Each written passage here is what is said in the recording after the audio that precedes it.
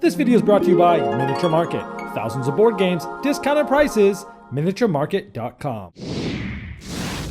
Hello my friends, it's the Game Boy Geek here. Today we're going to be trying to go into a huge citadel that's owned by Professor Evil and take back the treasures that he stole by using his time machine. Are we able to figure out where those 4 treasures are, save them before he keeps 4 of them?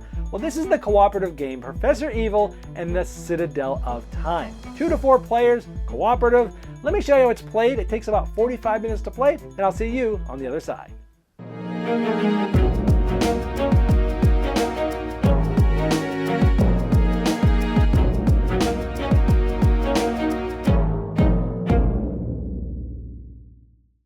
Now at the beginning of the game, everyone gets to select a character which will have some certain types of good abilities, like Leroy is the ruler of switches, Irene is the queen of time, and so on and so forth. They'll each give you a deck of cards which give you some special abilities for that character. You're trying to work cooperatively to save 4 treasures by getting them back from Professor Evil from inside his Citadel of Time before the professor gets to keep 4 treasures, essentially you losing them. Now the game is set up randomly every time. You'll see in the different rooms there's different types of switches. There's locks and lasers and saws, and some of them start off, about half of them, which is good because you're trying to get them off so you can save the treasures. Now the treasures are placed in random rooms as well, and this tells you how much time you have to get to this treasure. So if we look at the clock, it starts at 12. This blue one was 50 minutes from here. So it's here. So we have until this little pawn gets to 50 minutes to get this treasure, save the crystal skull. This one has certain alarms that you need to get off. So in this case, the 3 saws. This one's already off, this one's on, this one's off. So this is the only one from saws that we need to get off. This is the data port, it's on. The lasers, this one's off, and this one's off. So in this case, all we have to do is get this saw and this one off, and we'll be able to get that. And you'll go through that analysis for all the 3 treasures that were randomly put out. Throughout the building, you'll see that there's these black doors. These are locked. That means it's going to take an action to remove the lock and be able to get through it. So how does a turn work? Whenever it's a player's turn, they're going to pull up the first 2 cards in their deck. These are optional ones. They're going to select one of these to use during their turn. This one says you can unlock all the doors in 2 rooms you visit this turn. This one says flip a switch on anywhere in the castle in order to move to any room. Now Professor Evil starts in a laboratory. You can never go through or end up in a room where he's at. And everyone starts on the outside. So the way you come in is either through this window, or through the ballroom up here. And so that one that said, hey, flip a switch on, this is really good. So maybe we flip this switch on because we don't need it for right now. But that allows me to move to any room. So that player would essentially move. And let's say he picks this room because he wants to spend an action. So you have 3 actions on your turn in addition to one of the 2 cards that we just used. Your actions are move to an adjacent room, you can unlock a door, or you can flip a switch, or you can save a treasure if you've got everything off for that treasure. So the card allowed me to move here. My first action, I'm going to flip this.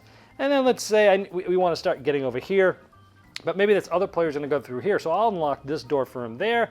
Maybe I'll unlock this door. Those are my 3 actions. Now that would be my turn. Essentially, you're just either moving to an adjacent room, unlocking, flipping switches, or getting the treasure. Those are your 4 different options, and you get to do any 3 actions.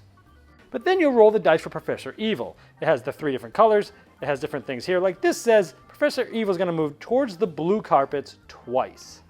Now this isn't good because Professor Evil is going to move through towards the blue carpet twice. Went through here, and now he's going to go through here, but he always locks doors that he goes through, and he always turns on switches that are off. So now he's in the room that we were going to try to go to, which was bad. If this had been switched off, when he moved here, he would switch it on like that. So he's going to cause a lot of havoc.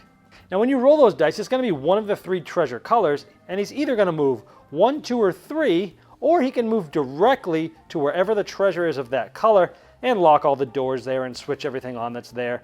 Remember, you can't go where he's at either. There's a 5 and 10 minute. This allows this treasure, basically you'd have 10 less minutes to be able to get that done.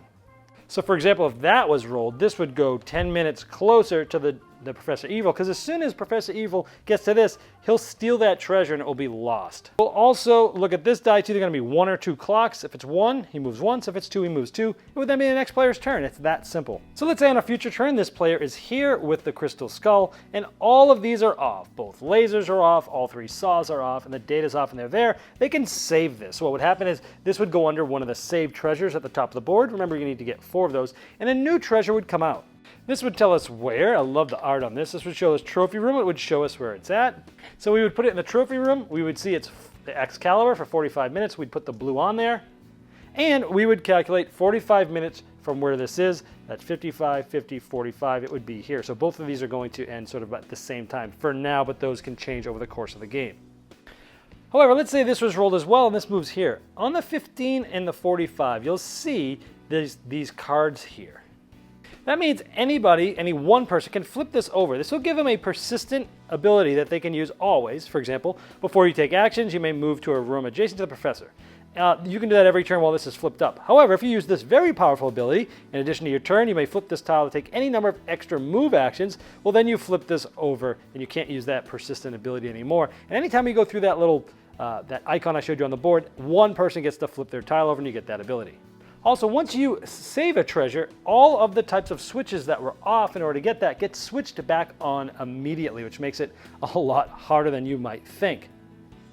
Now let's say it was here and this die was rolled, we get here, and this treasure would be lost. So this would go to the lost treasure side, as I showed at the beginning of the game, and you would bring out a new treasure showing just as I did when we saved the first treasure.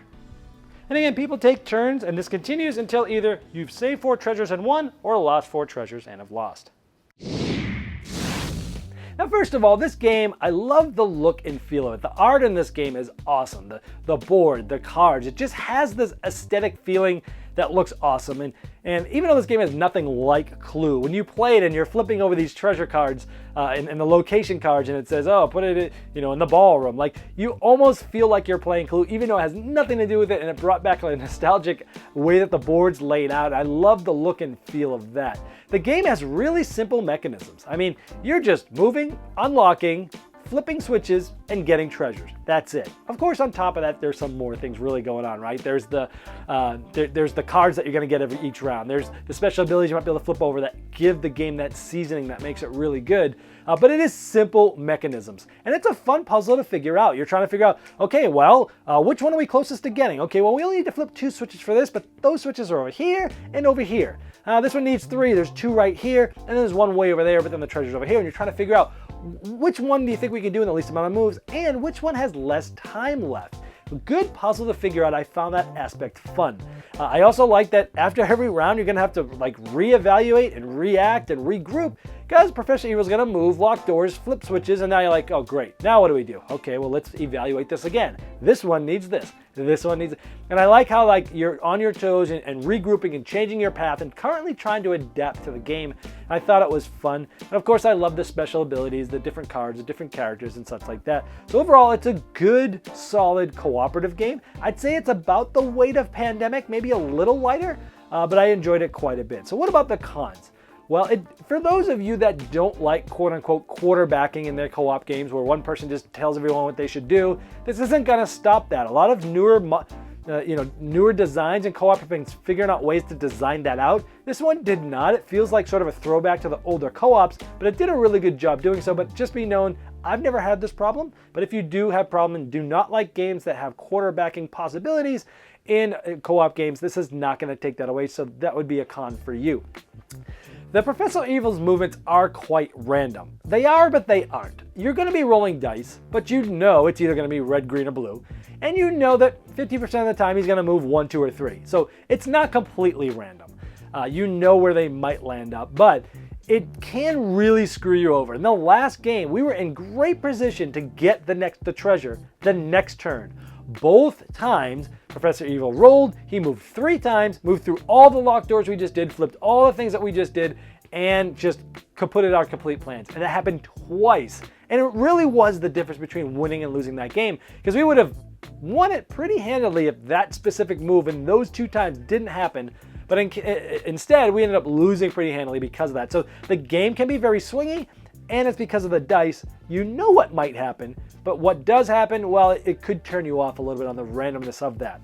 Also, the difficulty levels and the different granularity of those difficulty levels isn't as detailed as some of the other cooperative games out there that I've seen. Sure, you could take out the 55s and take out the 30s and do things, the variants of which treasure to take out to make it a little easier, But other than that, there's not a whole lot you can do. And other than that, it really does come down to that randomness of the rolls. So you're not going to have like an introductory, an easy, a medium, a hard, a very hard. It's just too hard to granulate that in this game. So I think the games are going to be much more swingy, and you won't be able to control the difficulty quite as much, and those are the cons. So overall, I enjoyed it. I thought it was a good co-op game. I like co-ops. I thought this one did a good job. It's not a perfect game. It does have some issues, but overall I enjoyed it quite a bit. If you like co-op games that are puzzly, but you don't mind a little randomness, definitely want to check out that's Professor Evil and the Citadel of Time. This video was sponsored by Miniature Market's Review Corner. The Review Corner features podcasts, video, and written game reviews by gamers for gamers. Miniature Market, the online gaming superstore. Thousands of board games, discounted prices. Check them out at miniaturemarket.com.